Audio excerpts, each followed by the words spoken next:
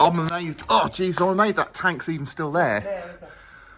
But anyway, we're going to get this all out and check the tank. I've got a feeling I'm going to need a tank as well. But we'll have a look.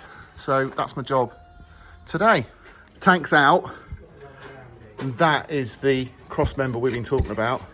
Now I'm thinking, because it didn't come with one of these hanger brackets, we might, Gav, we might be able to cut that off. Yeah, we'll give it a go, yeah. And use it again. Maybe. Yeah. Because it's not all, solid, doesn't it? Yeah, or make something similar.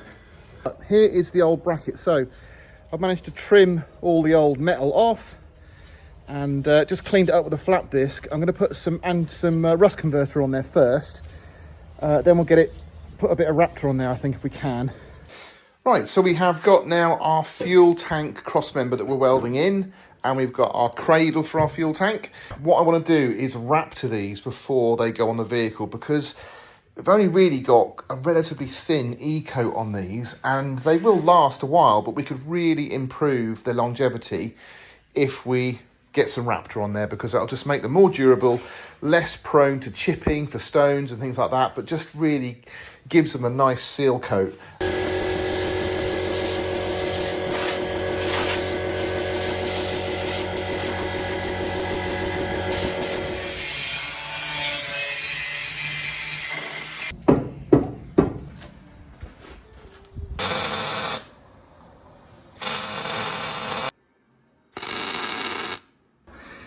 Okay, so we have got the cross member in now, the brackets welded on. We offered up the cradle, let's get that wide. We offered up the cradle first to make sure that was in the right place. All welded up, we're gonna seam seal it now, leave it overnight, and then we'll be ready just to finish it off, wax all it, and get it all tidied up, ready to put the new tank in. Right, we have got our new tank as promised. As I said before, came before 12, which is awesome. We've got the new pickup. That didn't come with any kind of union on here like we've got on our old one. So, I don't know, might just be able to put a pipe on there. I don't think there's any pressure, and just Jubilee clip it, but we might see if we can rob a union. Apparently we've got one on an old fuel lift pump. We might be able to borrow and put on there. Anyway, we blanked off this one as before.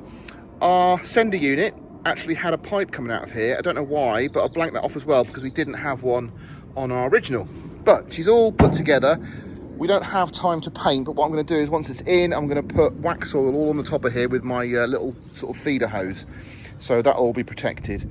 So we put the tank on first and then the cradle afterwards, because if you try and do both, there's just too many rubber washers and all this sort of thing. So that's how we've got it set up. Rubber under the bracket, then the tank, rubber under the tank, then the cradle.